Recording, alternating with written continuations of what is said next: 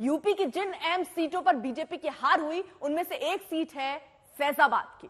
राम मंदिर का वादा पूरा करने के बाद से बीजेपी आश्वस्त थी कि फैजाबाद सीट पर उसे कोई हरा ही नहीं सकता, लेकिन 4 जून को रिजल्ट आया, तस्वीर बदल गई। बीजेपी का भरोसा टूट गया। पार्टी उम्मीदवार लल्लू सिंह हार गए। समाजवादी पार्टी के अवधेश प्रसाद 54,000 वोटों से जीत गए। और ऐसे में सवाल है कि आखिर बीजेपी को वहां झटका लगा तो लगा क्यों? बताया जा रहा है कि अयोध्या में राम मंदिर के आगे जाति समीकरण भारी पड़ गया। फैजाबाद में सबसे ज्यादा पासी है, उसी जाति से अवधेश प्रसाद आते हैं। समाजवादी पार्टी ने यही देखकर अवधेश प्रसाद को टिकट थमाया और पार्टी कामयाब हो गई। इसके साथ साथ यादव, मुस्लिम और दलित वोट काफी हद तक इंडिया गठबंधन की ओर शिफ्ट हो गए। अयोध्या में राम मंदिर बनने के बाद वहां चल रहे पुनर्निर्माण कार्य के लिए जो जमीन अधिग्रहण हुआ उसका मुआवजा नहीं मिलने से भी कुछ वोटरों में नाराजगी बताई जा रही है और ये नाराजगी दिखी। अयोध्या में बीजेपी को मिली हार को लेकर विपक्ष लगातार बीजेपी पर हमलावर है। समाजवादी पार्टी और कांग्रेस बीजेपी पर सवाल उठा रही है। संविधान बदलने का, देश को संकट से उगारने का, ये बड़े मुद्दे थे। लोकतंत्र को बचाने का बाबा साहब B.R. अम्बेडकर ने जो संविधान बनाया था, उस संविधान पर हमला था और संविधान पर खतरा था, तो उसको जनता ने समझ लिया कि ये तो हमारा संविधान बदल देंगे, हमारा आरक्षण बदल देंगे।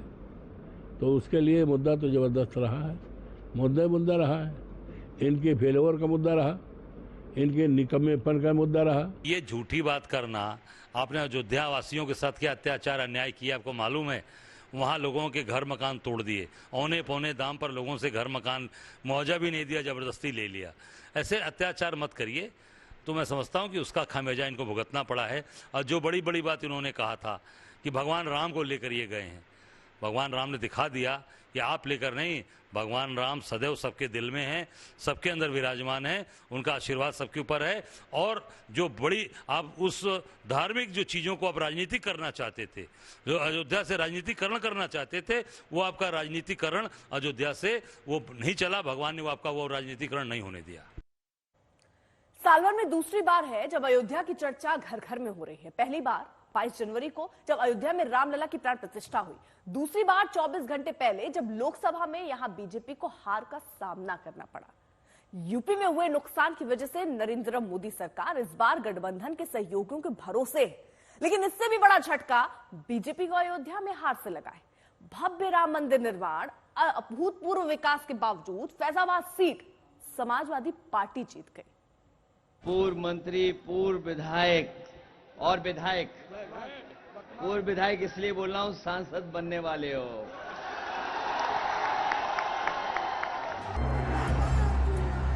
अखिलेश यादव ने जो चुनाव से पहले अयोध्या के बारे में कहा, वो 4 जून को सही साबित हो गया। सवाल यह है कि राम की नगरी में बीजेपी कैसे हार गए। अवधेश प्रसाद जो अब उस फैजाबाद के सांसद बन चुके हैं जिसमें राम की नगरी अयोध्या आती है, जिस अयोध्या के इर्द गिर्द बीजेपी की पूरी राजनीति टिकी है, वहाँ पर आखिर ऐसा क्या हुआ कि इंडिया गठबंधन का एक उम्मीदवार सीधे सीधे प्रधानमंत्री नरेंद्र मोदी को चुनाव लड़ने की चुनौती देता हुआ सुना गया। माननीय प्रधानमंत्री जी यहाँ से लड़ना चाहते थे। मैं तो सोचता था प्रधानमंत्री जी लड़े तो बहुत अच्छा होगा, वहाँ उनको भी जनता हराएगी। आखिर अवधेश प्रसाद को अपनी जीत का इतना भरोसा क्यों था? वो भी तब जब अयोध्या में रामलला की प्राण प्रतिष्ठा के बाद बीजेपी को यहाँ प्रचंड जीत की उम्मीद थी। बीजेपी को लगता था कि अयोध्या की वजह से उसे इस पूरे क्षेत्र में फायदा होगा, लेकिन कैसरगंज और गोंडा को छोड़कर अयोध्या के आसपास बीजेपी एक तो नहीं बल्कि 15 से ज्यादा सीटें हार गई। यही वजह है कि बीजेपी को सबसे ज्यादा टीस अयोध्या की हार दे रही है। मेरे इन हाथों ने अयोध्या की धरती को राम भक्तों के लहू से लाल लाल होते देखा है। राम भक्तों को मैंने उठाया है, लेकिन क्या दुर्भाग्य है, उसी अयोध्या ने आज समाजवादी पार्टी का सांसद बना दिया। तो बीजेपी जिन्हें रामद्रोही कहती रही, अयोध्या की जनता को राम मंदिर आंदोलन के दौरान कार सेवकों पर गोली चलवाने की याद दिलाकर समाजवादी पार्टी को निशाना बनाती रही। उस फैजाबाद लोकसभा सीट पर वो राम मंदिर की प्राण प्रतिष्ठा के 4 महीने बाद कैसे हार गई, इसकी सबसे बड़ी वजह स्थानीय उम्मीदवार को लेकर नाराजगी बताई जाती है। फैजाबाद में समाजवादी पार्टी के अवधेश प्रसाद को 5,54,279 वोट मिले तो बीजेपी के लल्लू सिंह को 4,99,722 वोट। इस तरह समाजवादी पार्टी ने फैजाबाद की सीट 54,567 वोटों से जीती। बीजेपी की इस हार ने यूपी में 1992 में हुए विधानसभा चुनाव की याद दिला दी, जब बीजेपी को हराने के लिए मुलायम सिंह यादव और काशीराम एक साथ आए थे। वैसी स्थिति इस बार देखने को मिली और अखिलेश राहुल की जोड़ी ने बीजेपी से फैजाबाद की सीट छीन ली। माननीय प्रधानमंत्री जी यहाँ से लड़ना चाहते थे। मैं तो सोचता था प्रधानमंत्री जी लड़े तो बहुत अच्छा होगा, वहाँ उनको भी जनता हराएगी। तो वो तो आए नहीं, हिसाब किताब लगाया, तमाम रिपोर्ट मंगाया तो कहा ये सुरक्षित सीट नहीं है और विपक्ष का जो उम्मीदवार है अवधेश प्रसाद बड़ा जमीनी है, लोकप्रियता है और सब लोग समर्थन करेंगे।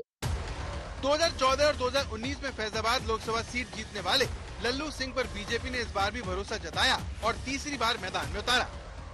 दावा यह है कि नया चेहरा न उतारना ही बीजेपी को यहाँ भारी पड़ गया।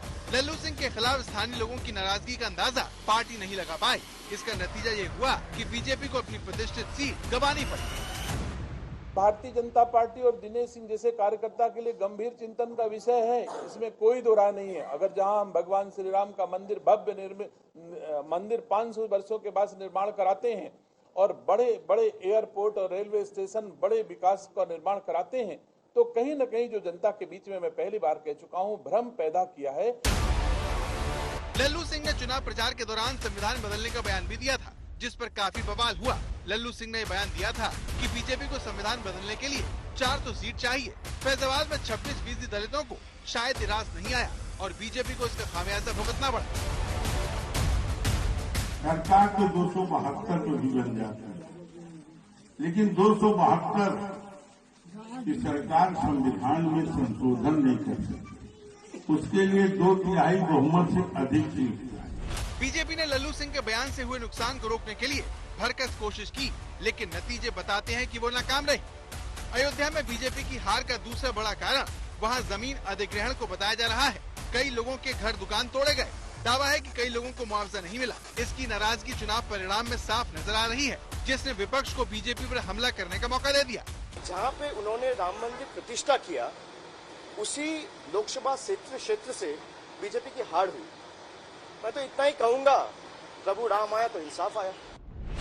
तो अयोध्या में स्थानीय मुद्दे हावी रहे। जमीन अधिग्रहण को लेकर लोगों में नाराजगी रही। इस तरह राम राजनीति की राजधानी कहे जाने वाली अयोध्या में बीजेपी की तरफ से कई गलतियां की गई, जिसे भुनाने के लिए अखिलेश ने ऐसी रणनीति बनाई कि बीजेपी अयोध्या में हार गई। आज तक ब्यूरो।